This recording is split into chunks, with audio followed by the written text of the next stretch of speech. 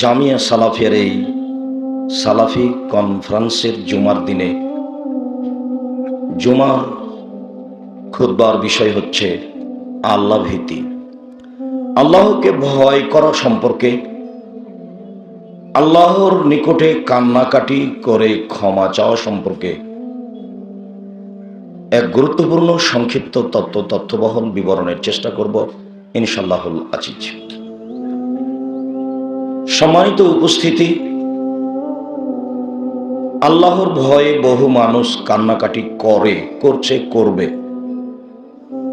আমরা হয়তো বা জানতে পারি না বা জানা প্রয়োজন মনে করি না, যার কারণে আমাদের এরকম পরিবেশ হয়ে ওঠে না যা প্রয়োজন। তবে আল্লাহ ভীতি, আল্লাহকে ভয় করা বিষয়টি নির্ভর করে আল্লাহকে জানার উপরে। যে যেমন আল্লাহকে জানবে সেই তেমন আল্লাহকে ভয় করবে। যে আল্লাহকে চিনে না, জানে না, তার ভয় করার বিষয়টি আসে না। আল্লাহ তাআলা বলেন, ফা'লাম আন্নাহু লা ইলাহা ইল্লাল্লাহ। মুহাম্মদ সাল্লাল্লাহু আলাইহি সাল্লাম, আপনি জেনে নিন যে আল্লাহ ছাড়া কোনো মাবুদ নেই। এইটা আপনি আগে অবগত হন, আপনি আগে জেনে নেন যে আল্লাহ ছাড়া কোনো মাবুদ নেই। আস্তাগফিরুল্লাহ দাম্বে, এরপর আপনি আপনার পাপের জন্য ক্ষমা চান। ক্ষমা চাওয়ার আগে আল্লাহকে জানতে হবে, তারপরে আপনি ক্ষমা চাইবেন। আবু হুরায়রা রাদিয়াল্লাহু তাআলা আনহু বলেন, রাসূল সাল্লাল্লাহু আলাইহি ওয়াসাল্লাম বলেছেন, ইন্না আবদান ইযা আযনাবা যামবান, যে কোনো পুরুষ, যে কোনো নারী যখন কোনো পাপ করে, পাপ করার পরে বলে, রব্বি আযনাবতু ফাগফিরলি, প্রতিপালক আমি পাপ করেছি, আমাকে মাফ করো। এই কথাটা যখন কোনো মানুষ বলে, কালা রব্বহু তাআলা, তখন তার প্রতিপালক বলেন, আল্লাহ তাআলা বলেন, আলেমা আব্দি, আমার দাস দাসী কি জানে আন্না আল্লাহু রাব্বান, যে তার একজন প্রতিপালক রয়েছেন, একফিরু যামবা, যিনি ক্ষমা করতে পারেন, ওয়ায়াখুযু বিহি, যিনি শাস্তি দিতে পারেন। এইটা কি ও জেনে বলছে? যখনই কোনো মানুষ আল্লাহকে বলে, আল্লাহ আমি পাপ করেছি, আমাকে ক্ষমা করো, তখনই আল্লাহ তাআলা এই কথা বলেন, আমার দাস দাসী কি জানে, পুরুষ নারী কি জানে যে তার একজন প্রতিপালক রয়েছেন, যিনি ক্ষমা করতে পারেন, যিনি শাস্তি দিতে পারেন? এটা কি ও জেনে বলছে?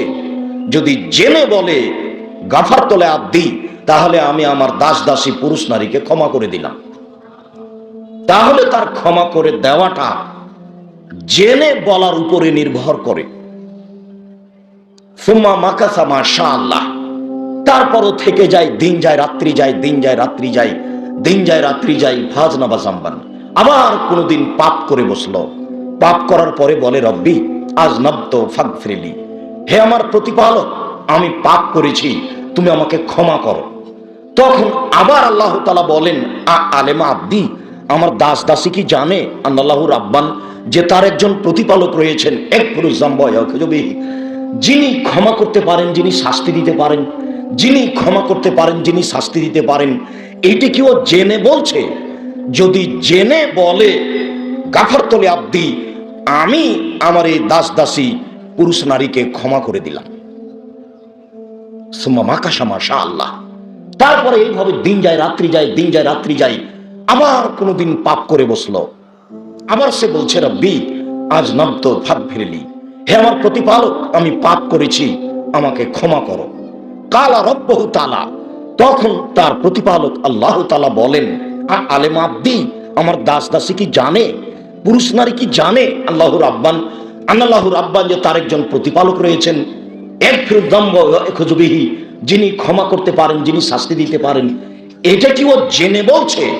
যদি জেনে বলে, আমি আল্লাহ গাফারতু লি আবদি, আমি আমার দাস দাসী পুরুষ নারীকে ক্ষমা করে দিলাম, আমি তাকে ক্ষমা করতে থাকবো যতদিন, যতবারও জেনে আমাকে বলবে যে আমি ক্ষমা করতে পারি, জেনে আমাকে বলবে যে আমি শাস্তি দিতে পারি। এই দুইটা জেনে যদি আমাকে বলে, তার এরকম যতবার ঘটবে আমি আল্লাহ ক্ষমা করে দেব, আমি প্রতীক্ষমান রয়েছি, সে ক্ষমা চায় না কেন? আল্লাহ তাআলা বলছেন, ইবনে আদম, এ আদমের ছেলে মেয়ে শোনো, ইন্নাকুম তুখতিউনা লাইলান ওয়া নাহারান, তোমরা তো দিন রাত পাপ করো। এ আদমের ছেলে মেয়ে শোনো, তোমরা তো দিন রাত পাপ করো, আর আমি তোমাদের সমস্ত পাপ ক্ষমা করে থাকি। তোমরা আমার কাছে ক্ষমা চাও, আমি তোমাদেরকে ক্ষমা করার জন্য প্রতীক্ষমান রয়েছে। মানুষ তো তার প্রতিপালককে চিনে কিছু বলা প্রয়োজন মনে করে না। আনাস রাদিয়াল্লাহু তাআলা আনহু বলেন, রাসূল সাল্লাল্লাহু আলাইহি ওয়াসাল্লাম বলেছেন, আল্লাহ তাআলা বলেন, ইবনে আদম মা দাউতানি ওয়া রাজাউতানি ওয়ালা উবালি, এ আদমের ছেলে মেয়ে শোনো, তুমি যেইভাবে আমাকে ডেকে থাকো আমি সেইভাবেই থাকি, যেভাবে তুমি আশা পোষণ করো সেভাবে আমি পূর্ণ করে থাকি। এ আদমের ছেলে মেয়ে শোনো, তুমি আমাকে যেভাবে ডাকো আমি সেভাবে সাড়া দিয়ে থাকি, তুমি যেভাবে আমার উপরে আশা পোষণ করে থাকো সেভাবে আমি পূর্ণ করে থাকি। তোমার ডাকার মতো আমি, তোমার আশা পোষণের মতো আমি। তুমি ডাকো, তুমি আশা পোষণ করো, আমি সেইভাবে সে আশা পূর্ণর জন্যই প্রতীক্ষমান রয়েছে। ইবনে আদম লাউ বালাগাত যুনুবুকা আনার সময়ে, এ আদমের ছেলে মেয়ে শোনো, তোমাদের পাপ বেশি হতে হতে যদি আকাশে লেগে যায়, ফাস্তাগফিরতানি, এরপরে যদি আমার কাছে ক্ষমা চাও, গাফারতু লাকা, আমি তোমাকে ক্ষমা করে দেব, ওয়ালা উবালি, আমি পরোয়া করি না তুমি কত বড় পাপী, আমি পরোয়া করি না তুমি কত বড় পাপী, আমি পরোয়া করি না তুমি কত বড় পাপী। আদমের ছেলে মেয়ে তুমি যেভাবে ডাকো আমি সেভাবে থাকি। আদমের ছেলে মেয়ে শোনো, তুমি যেভাবে ডাকো আমি সেভাবে থাকি, যেভাবে আশা পোষণ করে থাকো সেভাবে আমি পূর্ণ করে থাকি। আনাস রাদিয়াল্লাহু তাআলা আনহু বলেন, রাসূল সাল্লাল্লাহু আলাইহি ওয়াসাল্লাম বলেছেন, রাসূল সাল্লাল্লাহু আলাইহি ওয়াসাল্লাম একদা খুতবা দিলেন, এরকম বৈঠকে বক্তব্য দিলেন, তিনি বলছেন, মা সামিতু মিসলাহা কাত্ত, এত গুরুত্বপূর্ণ বক্তব্য আমি কোনোদিন শুনিনি। সেই দিন রাসূল সাল্লাল্লাহু আলাইহি সাল্লাম এমন বক্তব্য দিলেন যেমন বক্তব্য আমি কোনোদিন শুনিনি। তিনি বক্তব্যে বললেন, লাউ তা'লামুনা মা আ'লামু লাবাকাইতুম কাসীরা ওয়া লাযাহিকতুম কালীলা। পৃথিবীর মানুষ, তোমরা যদি আল্লাহকে চিনতে আমি যেভাবে চিনি, তোমরা যদি আল্লাহকে জানতে আমি যেভাবে জানি। এ আদমের ছেলে মেয়ে শোনো, তোমরা যদি আমাকে চিনতে, মুহাম্মদ সাল্লাল্লাহু আলাইহি সাল্লাম বলেন, পৃথিবীর মানুষ তোমরা শোনো, তোমরা যদি আল্লাহকে চিনতে আমি যেভাবে চিনি, তোমরা যদি আল্লাহকে জানতে আমি যেভাবে জানি, লাবাকাইতুম কাসীরা ওয়া লাযাহিকতুম কালীলা, তাহলে তোমরা বেশি বেশি কাঁদতে, কম কম হাসতে। তাহলে আমরা ছেলে মেয়ে নিয়ে, আহাল পরিবার নিয়ে, অর্থ সম্পদ নিয়ে দিন কাটাই, হাসি খুশিতে দিন কাটাই, কান্নাকাটি করার মতো কোনো সময়, কোনো পরিবেশ করতে পারি না। রাসূল সাল্লাল্লাহু আলাইহি সাল্লাম বলেন, তোমরা যদি আমার মতো চিনতে, তোমরা যদি প্রতিপালককে আমার মতো জানতে, তাহলে বেশি বেশি কাঁদতে, কম কম হাসতে। এই বক্তব্য শুনে ফাগাত্তা আসহাবু রাসূলিল্লাহ সাল্লাল্লাহু আলাইহি সাল্লাম ওয়াজহুহুম লাহুম খানিন, তারা তাদের কাপড় দিয়ে মুখমণ্ডলকে ঢেকে নিলেন, মাথা নিচু করে কাঁদতে লাগলেন রাসূল সাল্লাল্লাহু আলাইহি সাল্লামের এই কথাই সামনাসামনি। সম্মানিত দিনী ভাই বোন, আমি আপনাদেরকে আল্লাহর দরবারে সময় সাপেক্ষে 2 রাকাত সালাত আদায় করে কান্নাকাটির জন্য মাঝে মধ্যে বলে থাকি, যা প্রয়োজন। আবু হুরায়রা রাদিয়াল্লাহু তাআলা আনহু বলেন, রাসূল সাল্লাল্লাহু আলাইহি ওয়াসাল্লাম বলেছেন, সালাসাতুন মুনজিয়াতুন সালাসাতুন মুহলিকাতুন, 3টি কারণে মানুষ জান্নাত থেকে বেঁচে যায়, 3টি কাজে মানুষ জান্নাত পেয়ে যায়, 3টি কাজে মানুষ ধ্বংস হয়ে যায়, 3টি কাজের কারণে মানুষ জাহান্নাম চলে যায়।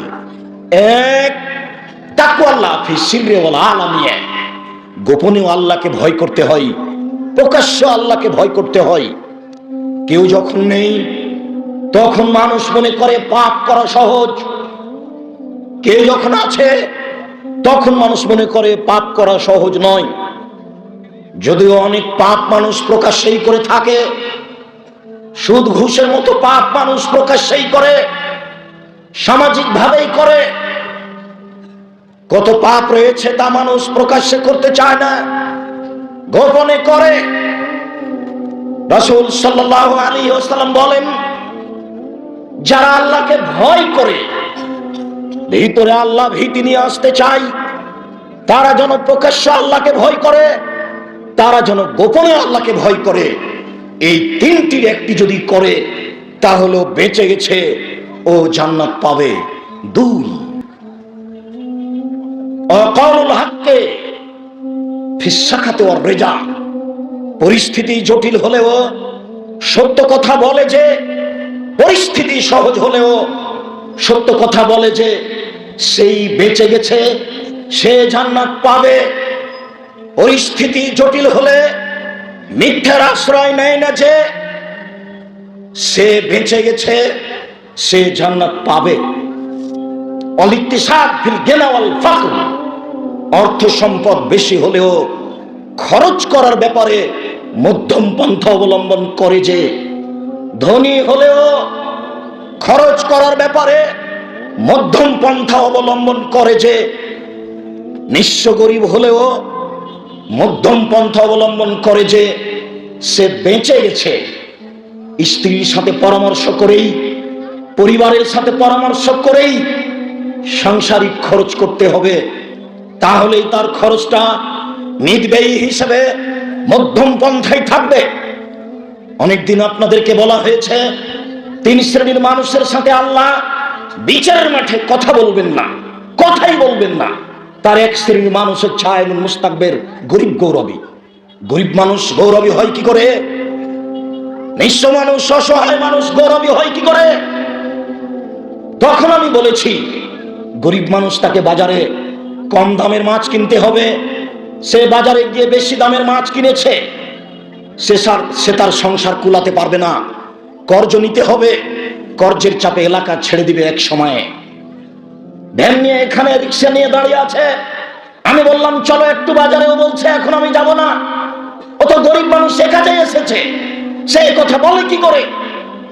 বৃষ্টিতে পাকা ধান নষ্ট হয়ে যাচ্ছে, আমি পাড়ার গরিব মানুষকে বললাম ধানগুলি কেটে দাও, ও বলছে 2 দিন কাজ করব না। এ হচ্ছে গরিব মানুষ, গরিব গৌরবী। গরিব মানুষ যদি অহংকার করে, তাহলে বিত্তশালী যারা তাদেরকে সময়ে সময়ে অর্থ দিয়ে লালন পালন করে, তাদের চলতে অসুবিধা হবে। যার কারণে রাসূল সাল্লাল্লাহু আলাইহি ওয়াসাল্লাম বলেছেন, গরিব মানুষকে তার গতিতে সর্বদা বহাল থাকতে হবে। যখন গরিব মানুষ তার গতিতে বহাল থাকবে না, তখন এক শ্রেণীর মানুষ কষ্ট পাবে, কাজে সফল হতে পারবে না, একটার কারণে আরেকটা ঘটে যাবে। তাই গরিব মানুষের সাথে যদি অহংকারী হয়, আল্লাহ বিচারের মাঠে তার সাথে কথা বলবেন না। বেশি বয়সে জেনা করে যে, তার সাথে আল্লাহ কথা বলবেন না। মিথ্যে কথায় দায়িত্ব পালন করে যে, তার সাথে আল্লাহ কথা বলবেন না। যে কোনো স্থানে, যে কোনো স্তরে মানুষ যখন মিথ্যার আশ্রয়ে দায়িত্ব পালন করে, সে হেড মাওলানা হোক, হেডমাস্টার হোক, প্রিন্সিপাল হোক, ভাইস চ্যান্সেলর হোক, মেম্বার হোক, চেয়ারম্যান হোক, এমপি হোক, মন্ত্রী হোক, ডিসি হোক, এডিসি হোক, যে কোনো স্তরে, জেল সুপার হোক, যে কোনো স্তরে যখন মানুষ মিথ্যার আশ্রয়ে দায়িত্ব পালন করে, এমন মানুষের সাথে আল্লাহ বিচারের মাঠে কথা বলবেন না, তিনি নিজেকে যত বড়ই পরহেজগার মনে করুক না কেন। আমি একজন অনুবাদক, আজ থেকে নিয়ে 1450 বছর পূর্বে মুহাম্মদ সাল্লাল্লাহু আলাইহি সাল্লাম এই কথা বলেছেন, সেই কথাই আপনাকে আমি আজকে আরবি থেকে বাংলা করে শোনাচ্ছি মাত্র। তিনি বলেন, ওয়ামাল মুহলিকাত, 3 শ্রেণীর মানুষ ধ্বংস হয়ে যাবে, জাহান্নামে যাবে। তার এক শ্রেণীর মানুষ হচ্ছে সহন্নতা, প্রবৃত্তিকে মেনে চলে যে, অমুত্তাবাউন হাওয়া, প্রবৃত্তিকে মেনে চলে যে, মন মতো চলে যে, সেই ধ্বংস হবে। মুসলিম কোনোদিন মন মতো চলতে পারে না। শতদিন বলেছি, ইসলাম ধর্ম মানে এক গিলাস পানি পান করলে 5টা বিধান লাগে। যেই ধর্মে এক গিলাস পানি পান করতে 5টা বিধান লাগে, সেই ধর্ম পীর দিয়ে চলে, কথা সত্য নয়। সেই ধর্ম বুজুর্গানে দিন দিয়ে চলে, কথা সত্য নয়। সেই ধর্ম কোনো ব্যক্তি দিয়ে চলে, কথা সত্য নয়। যেই ধর্মে এক গিলাস পানি পান করতে 5টা বিধান লাগে: 1 বিসমিল্লাহ, 2 ডান হাত, 3 শ্বাস, 4 বসে, 5 পান শেষে আলহামদুলিল্লাহ। এর নাম ইসলাম। মানুষ তার ইচ্ছা মতো চলতে পারে না। রাসূল সাল্লাল্লাহু আলাইহি ওয়াসাল্লাম বলেন, হুজবাতিন নার বিশাওয়া ও হুজবাতিল জান্নাত বিল মাকারিহ। মন মতে চলে যে জাহান্নামে যাবে সে, ইচ্ছা মতো চলে যে জাহান্নামে যাবে সে। ত্যাগ তিতিক্ষা করে মনের বিরোধিতায় চলে যে জান্নাতে যাবে সে। যেই দিন আল্লাহ তাআলা জাহান্নাম সৃষ্টি করলেন, তৈরি করলেন, সেই দিন আল্লাহ জিবরাইলকে বললেন, জিবরাইল ইযহাবুল নার ফানজুর ইলাইহা। জিবরাইল, তুমি জাহান্নামের নিকটে যাও, জাহান্নামকে দেখো। ফাযাহাবা ফানাযারা ইলাইহা। জিবরাইল জাহান্নামের নিকটে গেলেন, জাহান্নামকে দেখলেন, দেখে এসে বলছেন, ওয়া ইজ্জাতি ওয়া ইরতিফাকি মাকান, তোমার মর্যাদার কসম, তোমার সম্মানের কসম, তোমার ইজ্জতের কসম। হায় হায় হায় হায় করেছো কি? একদিকের আগুন আর একদিকের আগুনকে ঝাপটা মেরে ধরে খায়। এখানে কি মানুষ যাবে? এটা কি মানুষ থাকার জায়গা? তোমার সম্মানের কসম করে বলছি, তোমার ইজ্জতের কসম করে বলছি, এই জাহান্নামে কেউ যাবে না, কেউ যেতে চাইবে না। আমার আল্লাহ তাআলা জিবরাইল, আবার জিবরাইলকে বললেন, জিবরাইল যাও, তুমি এবার জাহান্নাম দেখে আসো। ফাযাহাবা ইলান নার ফানাযারা ইলাইহা। জিবরাইল জাহান্নামের নিকটে গেলেন, জাহান্নামকে দেখলেন, দেখে এসে বলছেন, তোমার মর্যাদার কসম, তোমার সম্মানের কসম, তোমার ইজ্জতের কসম, লা ইয়াবকা ইল্লা দাখালাহা। বাকি থাকবে না কেউ, সবাই জাহান্নামে যাবে। জাহান্নামে যাবে না এমন কি কেউ আছে? কথা উল্টে দিলেন সম্পূর্ণ। হাদিস বুখারী মুসলিম। জিবরাইল সম্পূর্ণ কথা উল্টে দিলেন। তিনি বলছেন, জাহান্নামকে মনের ইচ্ছা দ্বারা ঘেরা আছে। আদমের ছেলে মেয়ে কি মনের ইচ্ছার বাইরে চলতে পারবে?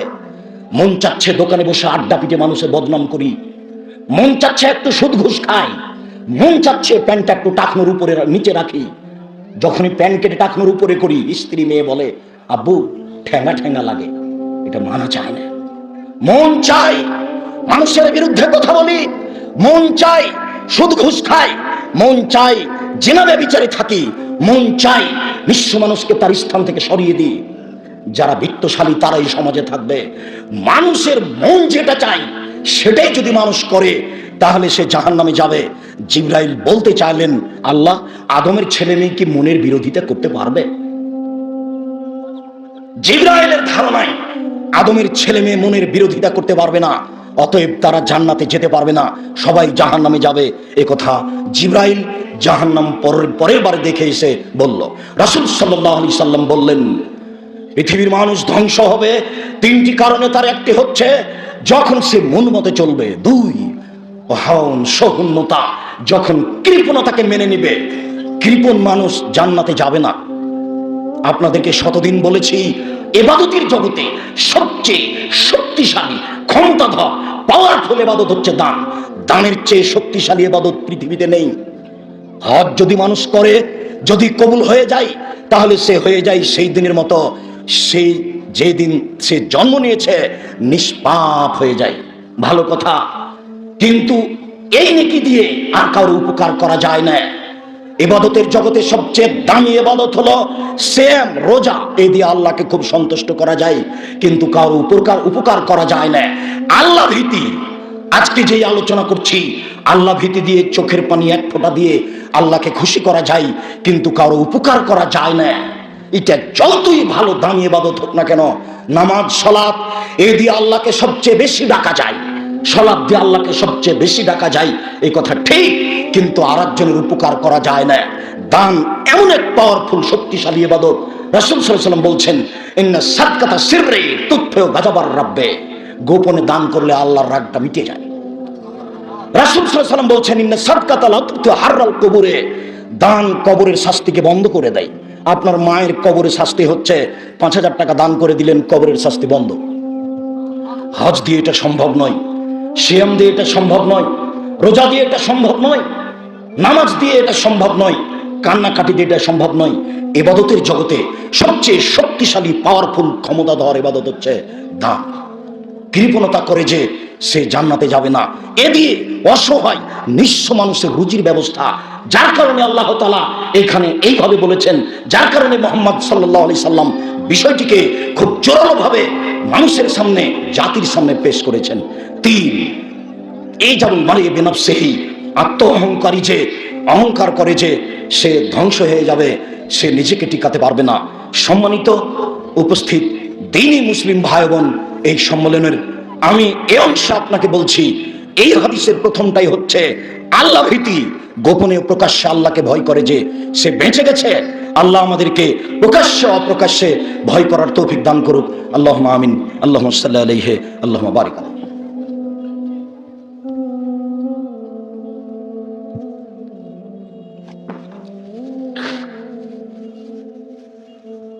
আলহামদুলিল্লাহ ওয়াহদা ওয়াসসালাতু ওয়াসসালামু আলা মান লা নাবিয়্যা বা'দা। আল্লাহ তাআলা আমাদের নবীকে বলেন, ফাইদা ফারাগতা ফানসাব ওয়া ইলা রাব্বিকা ফারগাব। মুহাম্মদ সাল্লাল্লাহু আলাইহি ওয়াসাল্লাম, আপনি যখন দুনিয়াবি কাজ থেকে অবসর হবেন, তখন আপনি ইবাদতে কঠোর শ্রমে আত্মনিয়োগ করুন। আপনি আমাকে যা বলবেন তা বিনয়ের সাথে কান্নাকাটি করে বলুন। আল্লাহ তাআলা অত্র আয়াতে পৃথিবীর মানুষকে বিনয়ের সাথে কান্নাকাটি করে আল্লাহর দরবারে কিছু বলার জন্য বলেছেন। যার কারণে আমি বলে থাকি, সালাম ফেরার পরে হাত তুলে দোয়ার বিষয়টি শরীয়তে এরকম নেই। হাত তুলে দোয়া করার প্রায় 42টি সহিহ হাদিস রয়েছে, বুখারী মুসলিমে 36টি হাদিস রয়েছে। যার যখন ইচ্ছে সে তখন হাত তুলে দোয়া করবে, কিন্তু আসসালামু আলাইকুম রাহমাতুল্লাহ, আসসালামু আলাইকুম রাহমাতুল্লাহ, এরপরে হাত উঠে বলবে আলহামদুলিল্লাহি রাব্বিল আলামিন বিহাক্কি লা ইলাহা ইল্লাল্লাহ। এটা দোয়া নয়, এটা মজা। এখানে কোথায় বিনয় রয়েছে? এখানে কোথায় কান্নাকাটি রয়েছে? মহান আল্লাহ আমাদের নবীকে আদেশ করেন, আপনি যখন দুনিয়াবি কাজ থেকে অবসর হবেন, তখন আপনি কঠোর শ্রমে ইবাদতে আত্মনিয়োগ করুন। আর আপনি আমাকে যা বলবেন তা বিনয়ের সাথে কান্নাকাটি করে বলুন। মহান আল্লাহ বলেন, ওয়াখিরুনা লিল আযকানি ইয়াবকুনা ওয়া ইয়াজিদুহুম খুশুয়া। পৃথিবীর হাজারো মানুষ আল্লাহর ভয়ে কান্নাকাটি করে মাঠে, কান্নাকাটি করে মাটিতে লুটিয়ে পড়ে, আর তাদের কান্নার শব্দ তাদের ভীতিকে আরো বেশি করে দেয়। এই ছেলেরা, ওখানে ওভাবে দাঁড়িয়ে আছো কেন? আর আপনারা আপোষে কথা বলছেন কেন? আজানের পরে খুতবা শেষ হওয়া পর্যন্ত কথা বলার কোনো সুযোগ নেই, একবারে টোটালেই বন্ধ। যদি কোনো কথা বলা লাগে তাহলে যিনি খুতবা দিচ্ছেন তার সাথে বলতে হবে। আপোষে কথা বলা টোটালেই নিষেধ। মুসলমান হওয়ার পরে বিদ্যা বুদ্ধি কোরআন হাদিস কখন শিখবেন? একটু এটুকু যদি না থাকে, কেন আপোষে দাঁড়িয়ে ওখানে গল্প করছেন? কেন কথা বলছেন? একটু ইতস্তবোধ হয় না? আবার জুমার দিন জুমার খুতবা, সেটা হয় কি করে? ইবনে আব্বাস রাদিয়াল্লাহু তাআলা আনহু বলেন, রাসূল সাল্লাল্লাহু আলাইহি ওয়াসাল্লাম বলেছেন, আইনানে লা তামাসসুহুমান নার। দুই শ্রেণীর চক্ষু, দুই শ্রেণীর মানুষ জাহান্নামে যাবে না, জাহান্নামের আগুন তাদের স্পর্শ করবে না। এক, আইনুন বাকাত ফি খাশিয়াতিল্লাহ, ওই চক্ষু যে চক্ষু আল্লাহর ভয়ে কাঁদে, যে চক্ষু আল্লাহর ভয়ে কাঁদে ও জাহান্নামে যাবে না। দুই, হারাসাত ফি সাবিলিল্লাহ, ওই চক্ষু যে চক্ষু আল্লাহর রাস্তায় পাহারা দেয়, যে চক্ষু দিন ধর্মের কাজে লেগে থাকে, সেই চক্ষু জাহান্নামে যাবে না।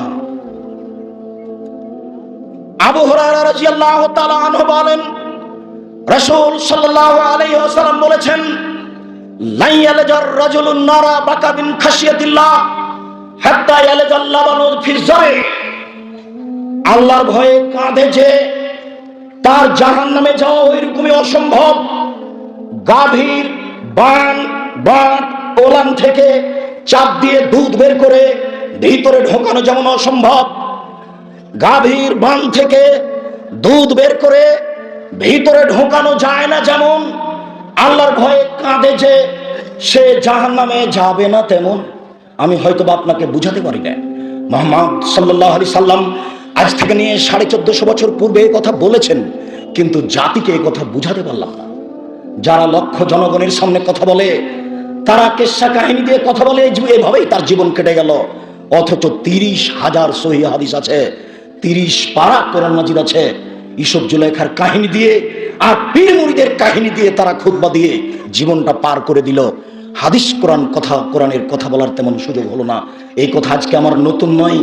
1450 বছর পূর্বে মুহাম্মদ সাল্লাল্লাহু আলাইহি ওয়াসাল্লাম বলেছেন, গাভীর বান থেকে চাপ দিয়ে দুধ বের করে ভিতরে ঢোকানো যেমন অসম্ভব, আল্লাহর ভয়ে কাঁদে যে তার জাহান্নামে যাওয়া তেমনি অসম্ভব।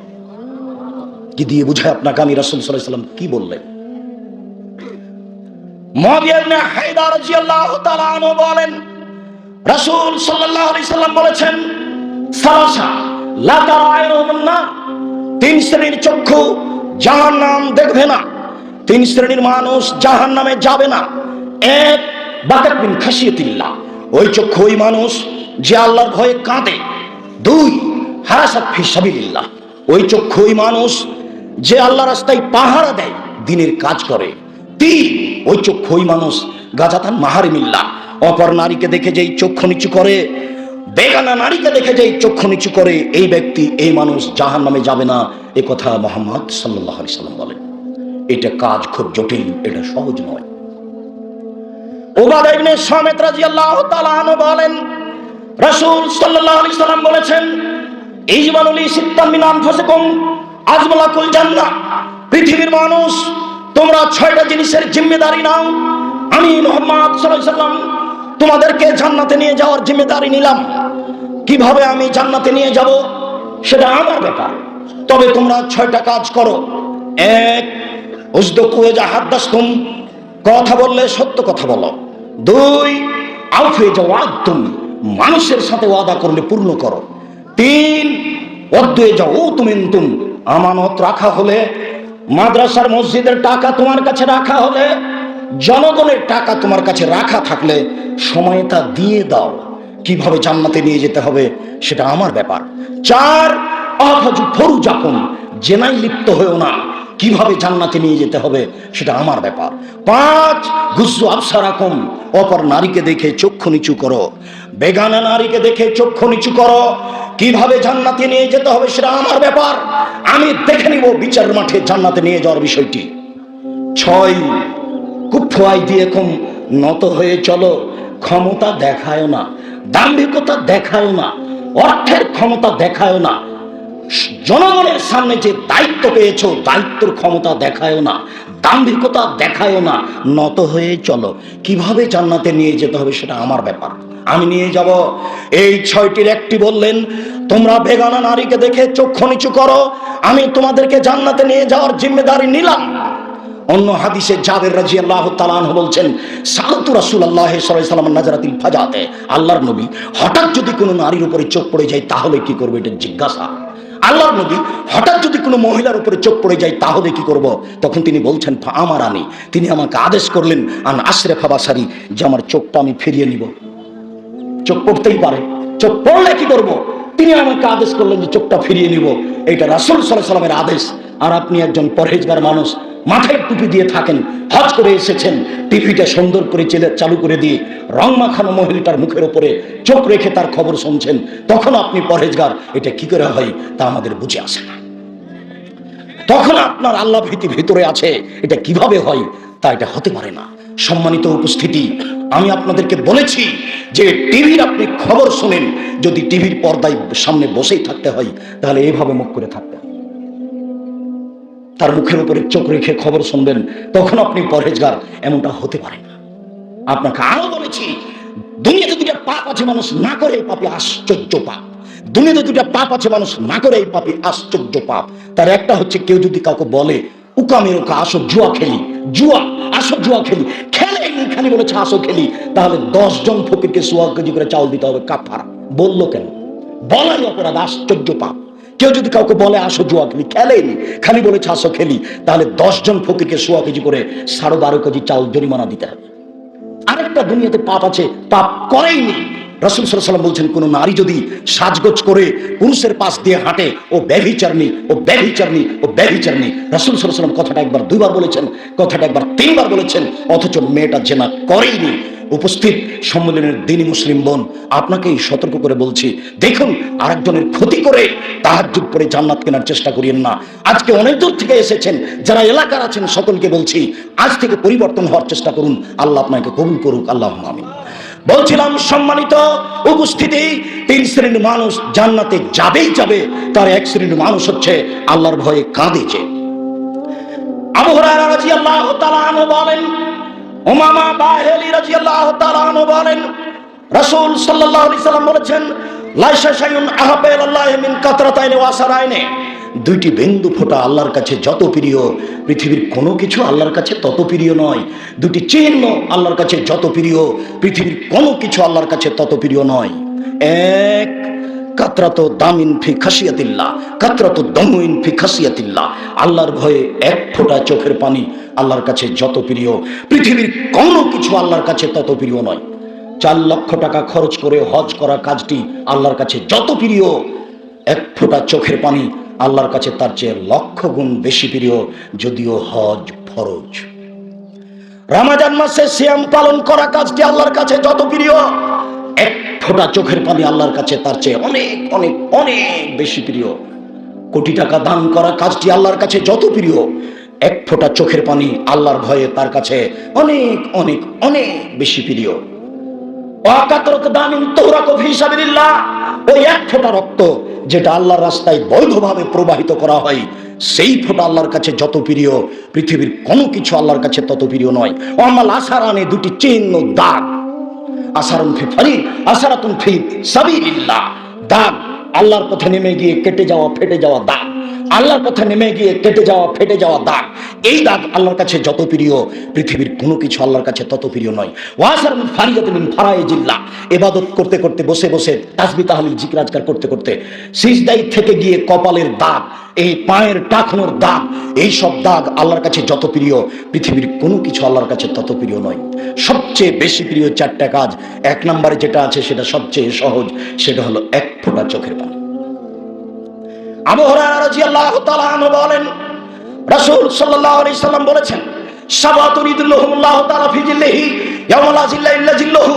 বিচারের মাঠে 7 শ্রেণীর মানুষ বিশেষ ছায়াতলে থাকবে। যেদিন সূর্য মানুষের মাথার উপরে 1 মাইল উপরে থাকবে, অর্ধহাত কথাটি মিথ্যে, 1 মাইল কথাটি সত্য, বুখারী মুসলিমের হাদিস। যেদিন সূর্যকে আবার টেনে নিয়ে আসা হবে, বিচারের মাঠে মানুষের মাথার 1 মাইল উপরে থাকবে, ওই সময়তে মানুষ থাকবে ঘামের মধ্যে। কারো ঘাম হবে টাকনো পর্যন্ত, কারো ঘাম হবে হাঁটু পর্যন্ত, কারো ঘাম হবে কোমর পর্যন্ত, কারো ঘাম হবে নাক পর্যন্ত, কেউ ঘামে সাঁতার দিতে থাকবে। ওই সময়ে 7 শ্রেণীর মানুষ বিশেষ ছায়াতলে থাকবে। তার এক শ্রেণীর মানুষ ইমামুন আদিল, ন্যায়পরায়ণ নেতা, ন্যায়পরায়ণ দায়িত্বশীল, যে দায়িত্ব পালন করে ন্যায় নিষ্ঠার সাথে। এই 1 নম্বরে রয়েছে। ন্যায়পরায়ণ নেতৃত্ব যে কত গুরুত্বপূর্ণ বিষয়, তা আপনাকে আমি কি দিয়ে বুঝাই। আবু জার গেফারি বলছেন, আল্লাহ নবী আমাকে একটু এলাকার নেতা করে দেন তো। তখন আল্লাহ রাসূল বলছেন, আরে আবু জার গেফারি তুমি করেছো কি? আরে তুমি দুর্বল মানুষ, আর নেতৃত্ব হচ্ছে শক্তিশালী কঠিন মানুষ, এটা করবে উমার, তুমি কেন? রাসূল সাল্লাল্লাহু আলাইহি ওয়াসাল্লাম বলছেন, যাকে 2 জনের দায়িত্বশীল করা হয়েছে তাকে ছুরিবিহীন জবে করে দেওয়া হয়েছে। মানে 2 জনের দায়িত্ব পালন করলে ছুরিবিহীন জবে করা হয়, এটা কি কথা? দায়িত্ব খুব কঠিন জিনিস। হক ভাবে চালাতে গেলে দুনিয়া টিকে না, আর নাহক ভাবে চালাতে গেলে পরকাল টিকে না, কোনোটাই সহজ নয়। যার কারণে আল্লাহ রাসূল বলছেন, যাকে 2 জনের দায়িত্বশীল করে দেওয়া হলো তাকে ছুরিবিহীন জবে করে দেওয়া হলো।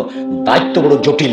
যার কারণে রাসূল সাল্লাল্লাহু আলাইহি ওয়াসাল্লাম বলছেন, ন্যায়পরায়ণ দায়িত্বশীল যে, সেই থাকবে বিশেষ ছায়াতলে। 2, শাবুন নাশা ফি ইবাদাতিল্লাহ, ওই মানুষ যারা বাল্য জীবন থেকে ইবাদতে অভ্যাসী। 3, কালবুহু মুআল্লাকুন বিল মসজিদ, যার অন্তর মসজিদের সাথে ঝোলা থাকে, জোহরের সালাত আদায় করে এসেছে, আবার কখন মসজিদে যাবে এ নিয়ে ব্যস্ত হয়ে গেছে। 4, রাজুলান তাহাব্বা ফিল্লাহি ইজতামা আলাইহি তাফাররাকা আলাইহি, 2 জন বন্ধু হিসাবে চলে, আবার আল্লাহর কারণে একত্রিত হয়েছে, আল্লাহর কারণেই সে একত্রিত বন্ধুত্ব কেটে দিয়েছে। দোস্ত, তুমি কিন্তু কোনো মেয়ের সাথে কথা বলো, দেখো তুমি যদি কথা বলা বন্ধ না করো তাহলে আমি তোমার সাথে চলবো না। কয়েকদিন বলল, তারপরে দেখে সে নিজের গতিতে চলছে, তখন তার সাথে সম্পর্ক ছিন্ন করে দিল। এমন মানুষ থাকবে বিচারের মাঠে বিশেষ ছায়াতলে।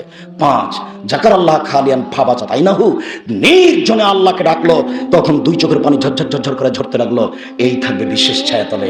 এইটা হচ্ছে আমাদের আলোচনার সাথে সম্পৃক্ত বাক্য। নির্জনে কোনোদিন আল্লাহকে ডেকেছেন? আজ থেকে বলছি, উপস্থিত এই সম্মেলনের দিনী মুসলিম বোন ভাই সকলকে অনুরোধ জানিয়ে বলছি, আজ থেকে একটা সময় বের করবেন, প্রতিদিন হোক, 8 দিন পরে হোক, 7 দিন পরে হোক, যখন সম্ভব ঘরের দরজা বন্ধ করে দিয়ে কেউ ঘরে ঢুকতে পাবে না। যদি কেউ ঘরে ঢুকে তাহলে আপনি একটু কেমন কেমন হয়ে যাবেন, এলোমেলো হয়ে যাবেন, আপনি কান্নাকাটি করতে পারবেন না। নির্জনে আপনি আল্লাহকে ডাকবেন, আপনার পাপের কথা বলবেন, তখন ঝরঝর ঝরঝর করে চোখের পানি ঝরবে। আপনার মতো মানুষ থাকবে বিচারের মাঠে বিশেষ ছায়াতলে। 6, সম্ভ্রান্ত পরিবারের সুন্দরী মেয়ে জেনার দাওয়াত দিল, জেনার ডাক দিল, আপনি বললেন ইন্নী আখাফুল্লাহ, আমি আল্লাহকে ভয় করি। ছি ছি ছি ছি ছি ছি, তুমি এই কথা বলো কি করে? আপনি যদি এইভাবে তার সাথে কথা বলা বন্ধ করেন, তাহলে বিচারের মাঠে আপনি থাকবেন বিশেষ ছায়াতলে। আর আপনি আপনার চরিত্রের খবর জানেন, কোন মেয়ে যদি হেসে কথা বলে তাহলে আপনি তার নাম্বার ধরে রাখেন। এই নোংরা চরিত্র আজ থেকে বর্জন করেন। এই মেয়ে, তোমাকে বলছি, তোমার স্বভাব কেন? এবং তুমি মেয়ে মানুষ, তোমার মোবাইলে এর নাম্বার থাকে কেন? আজকের বক্তব্য শুনে তুমি লজ্জাবোধ করো, তুমি ইতস্তবোধ করো, তোমার মোবাইলে যেন আর কোনোদিন কোনো যুবকের কোনো মানুষের নাম্বার না থাকে।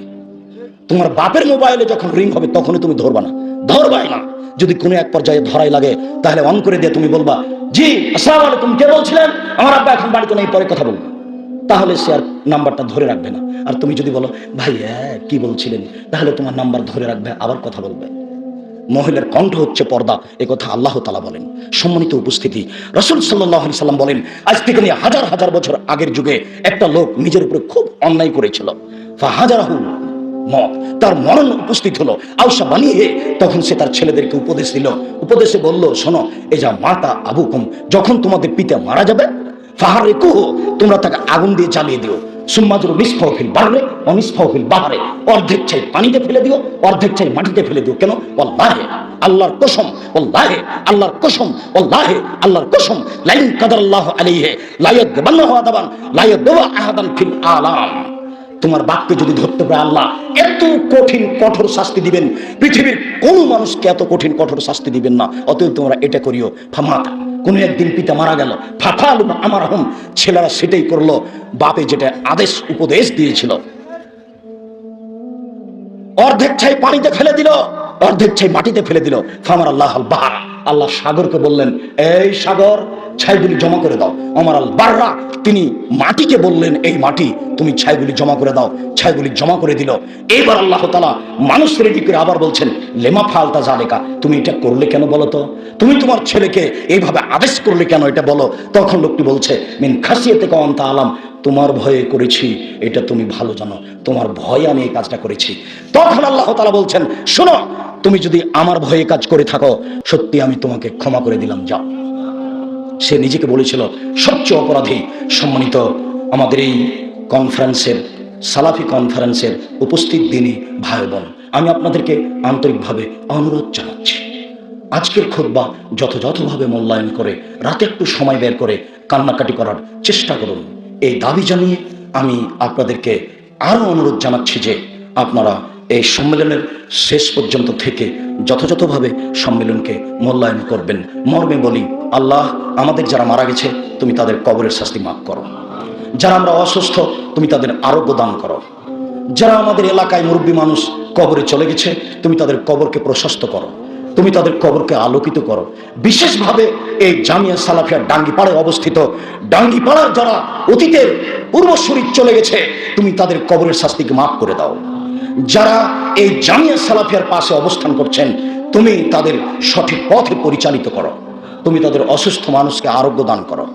তুমি তাদেরকে তোমার রাসূলের পদ্ধতি অনুপাতে চলার তৌফিক দান করো।